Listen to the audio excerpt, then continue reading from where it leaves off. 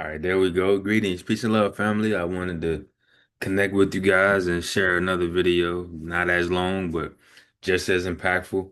Another Sunday morning wake up call, great motivational, wise words, and tap in.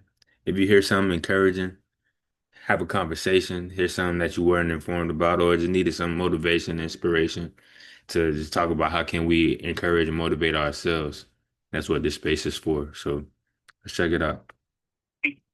And just thank you for letting me just kind of just share and celebrate what God is doing. Brother Wayne? Amen. All right. Hope you guys can hear it. Amazing grace. Thank you for those songs. Definitely hearing God and His truth, His steadfastness with His patience for us, and knowing that He's always going to be ready to answer whenever we're ready to call on Him, and just setting up our heart's posture to receive that level of humility, just to surrender to a God that we must learn, we must, continue to honor. And it's just a matter of the good energy, good vibes, and seeking for His kingdom. And that's part of what my message today was about. Last week, His instructions to me was to rest. Usually I want to do things, say something that, brings honor and glory to Him, that also brings encouragement and motivation to us. But He told me to rest. For if I could be help to anybody else, I first must be a help to myself. And I just needed to hear from Him directly. What is it He wants me to share? What is it He wants me to present? What would be actual help? It is no good to have a whole bunch of wisdom, but it's not helping nobody. That's like a bunch of fish getting together talking about we gonna learn how to fly today. They don't need to learn how to fly. They fish. They need to learn how to swim if they're within the predators. And same vice versa. For birds having a school about, hey, we're gonna learn how to climb trees today. You don't gotta learn how to climb a tree. You just fly up there to the top. So part of what this is, and these spaces that we're in our pursuit for knowledge, wisdom, and understanding, it's just a matter of making sure that we pursuing the right type of knowledge, the right type of wisdom, the right type of information. Make sure we're truly aware of who we are. In the same sense, if a fish knows that he's a fish, he ain't going to be learning and trying to spend his time practicing flying. Same for a bird. If a bird knows, hey, I could just fly to the top of the tree. I don't have to take time teaching my baby how to climb trees. Part of that is our same agenda as humans, as divine beings. If we know we divine beings made in the likeness and image of God, why are we practicing and studying and spending our time doing things that's in the human nature? Why not spend time in divine nature? Or if we spend time in, I'll put it this way, in animalistic nature, because I'm talking to myself. I'm talking to my past self. As the new version, the new evolved, the new enlightened. I spent my time, energy, passion into pursuing something that was for man's entertainment. But what's stopping us from using that same passion, enthusiasm, commitment to doing for self and for God's divine purpose and God's gratification? We want approval from man. Oh, is he going to hit hard enough? Oh, is he going to catch that pass? Oh, is he going to touch the line and go within 30 seconds? Or, we measure people and their success off of that. But when do we, as the people doing it and busting our tails to become that, when do we take the moment to get that same approval for if we doing what God wants us to do, living how God wants us to live, having the right mindset, attitude, determination that God wants us to have, and pursuing things that are in the kingdom? How are we presenting ourselves? Are we learning, or are we, just becoming a part of the herd? So that's part of what the message He gave me today was about self-accountability. I was hoping laptop would come on so I could record it. I definitely want to record it. I think it's a good message. Battery died. But like I say, sometimes it's for who's supposed to be here, for who's not. It is what it is. I'm not even sure who's all on the call today. And I don't want to speak too long. So before I get to the message, I'll just open it up for open forum. You know, to see who is anyone here. Brother Ralph, is you and I, or how's my timeline right now? Yeah, I'm here.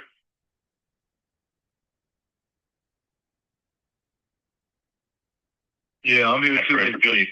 Mm-hmm. Yes, sir. I'm here. That's Brother Mark.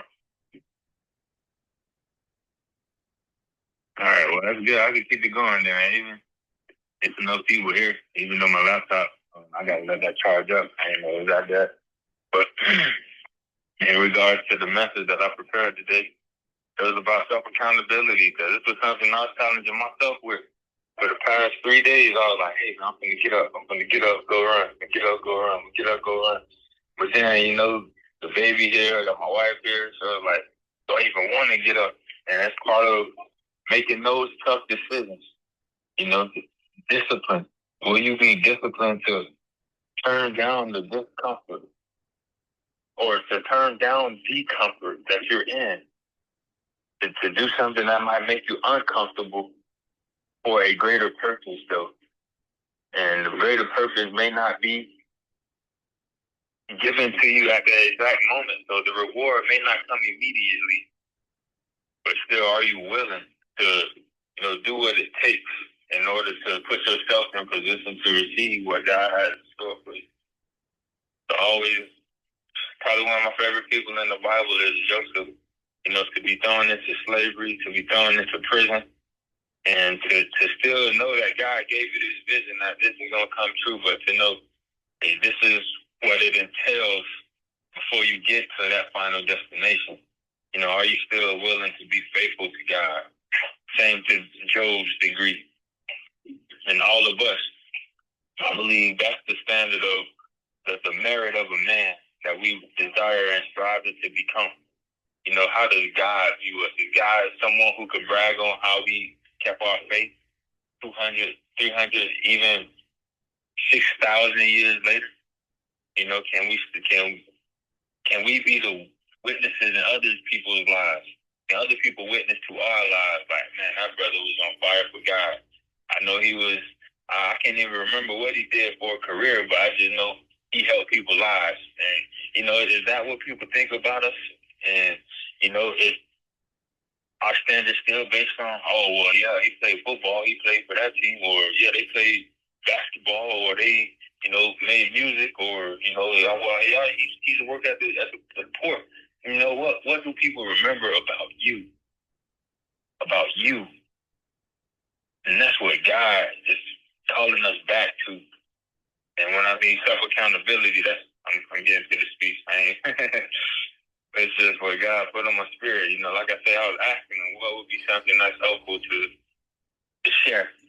And that was my same challenge. I finally got up today and went for the run, and it helped me because it gave me the clarity. It gave me this message of, you know, even if it may be uncomfortable, there's a greater reward for when you take and do what's necessary to take care of your body, take care of your mind, and take care of your spirit, because it's your spirit inside of you that's telling you to go for the run. And it's telling you that for a reason, because it's something that it wants to download in you, but not until you do your part. So our part is to be willing to be disciplined and obedient to the spirit. No, after being honoring of the flesh and be like, nah, this is good, man. I'm having a good dream tonight. Let me stay here. And I did that. Like I said, I did that twice in a row. Like, man, I was supposed to get up today. I did. So I was not gonna get strike three.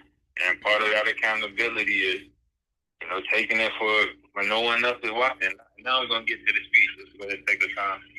Baby got a lot to say too. Hey, baby. I'm getting to the good part right now. Okay? I'm getting to the good part. Yeah, I'm getting to the good part. So this is about motivational speech, accountability, health, and inner responsibility. No one is watching you every moment of your life. No one can force you to make the right choices when you're alone. That's exactly why accountability matters.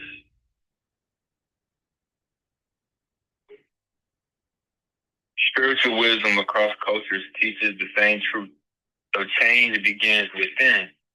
The scriptures remind us that, do you not know that your body is a temple? And that's a reminder that caring for your health is not optional or shallow, but it's an act of respect. And when you take care of your body and mind, you honor the life that you've been given. So the wisdom that's attributed to the emerald tablets that was written by Thought teaches that mastery of life begins with mastery of the self.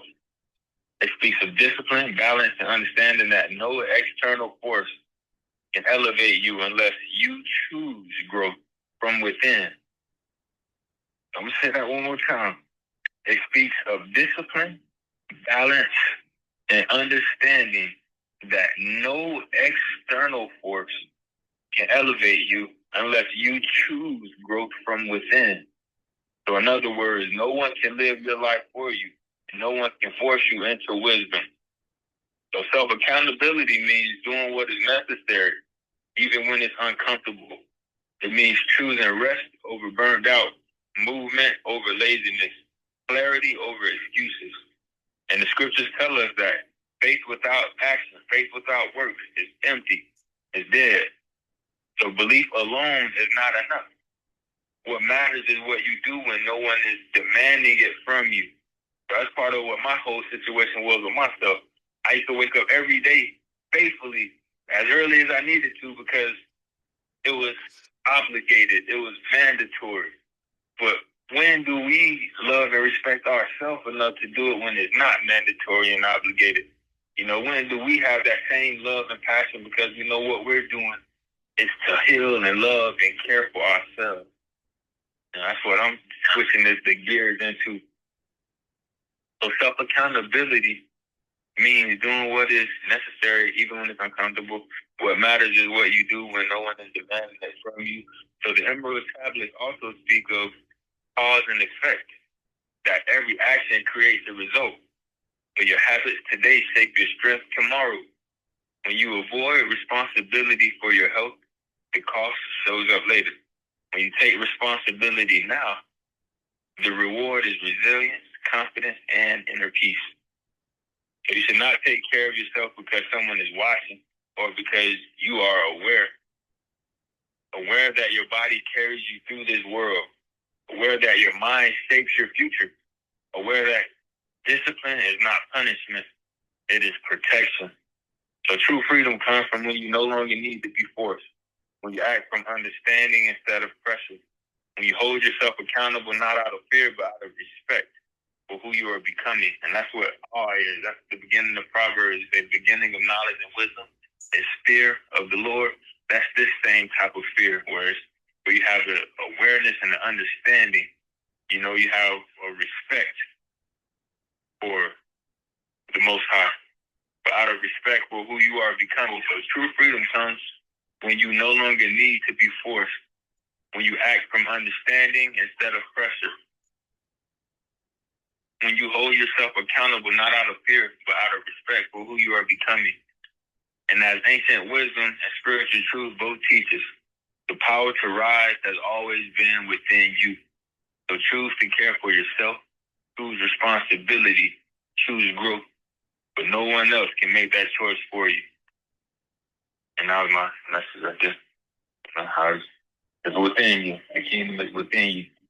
And I think that's what Christ wanted us all to know. Like, because he has so much love for God. That's why he commands the number one command. Love God with all your heart, mind, soul, and strength.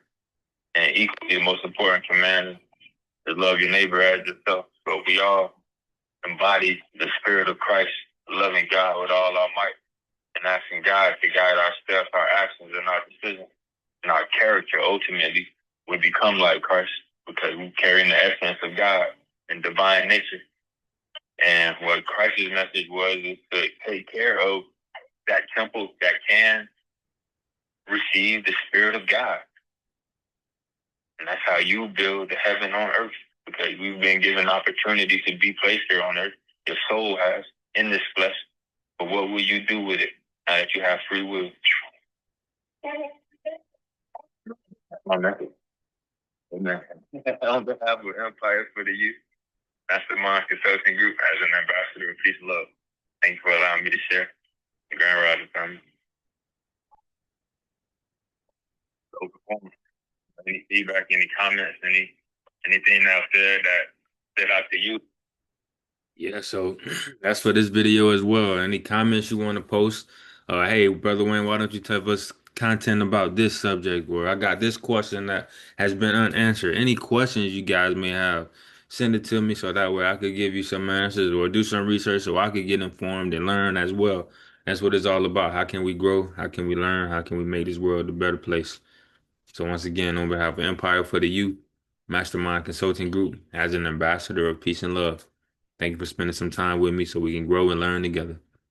All praises to the Most High, Yahweh, and always remember, God is love, and love conquers all. Shalom.